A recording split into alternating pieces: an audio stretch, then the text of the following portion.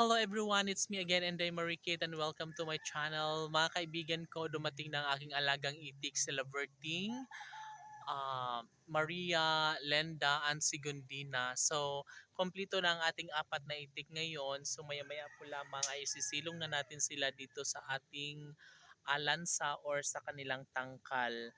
No? So, si Bingkay mga kaibigan ko ay halos magkatabi lang sila. Kaso lang yung mga itik natin ay mayroong nakaharang or koral, so para hindi sila mag-aaway-away. So ano talaga mga kaibigan ko, kailangan natin na lagyan ng kulungan no ang ating itik para mas lalong safe sila dahil baka mangitlog sila mamaya.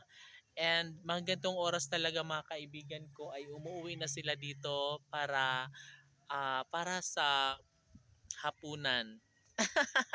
Kasi maghapon na sila mga kaibigan kung nandoon pagala-gala sa bundok, and mga ganitong oras 5 o'clock na ng hapon is talagang pumupunta na sila dito dahil alam na nilang eksena na kailangan na silang ikulong din dahil kailangan din nila na maging safe sa buong magdamag, no?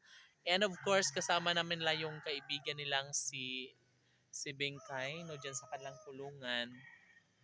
And of course, ito naman talaga ang dapat na pagtuunan ko ng pansin dahil ang mga alaga ko mga kaibigan ko ay kailangan na mag-grow, kailangan na mas dadami pa sila lalo, kailangan na mas magiging maganda ang kanilang future. Kaya inaalagaan ko po ang aking mga alagang hayop. Ayan si Wayway mga kaibigan ko. And Why, nasaan si Chichi? Why? So yung kapatid niya si Chichi, hindi ko alam kung saan napunta, baka nandoon sa Bukirin. And yes, alam naman natin na sobrang excited na ang ating mga alagang hayop na sa tuwing hapon ay kailangan din nilang magpahinga, kailangan din nila ng matutuluyan. 'Di ba Bingkay?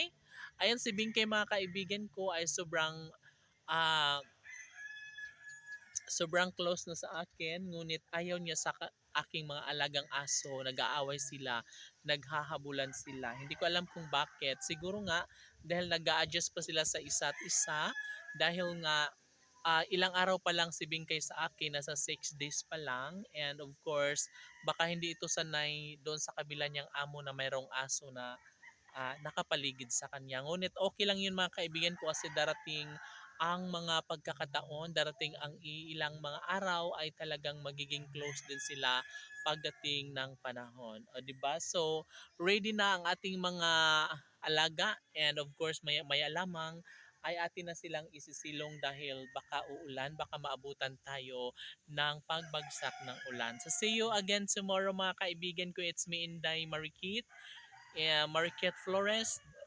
Don't forget to subscribe and share. Thank you.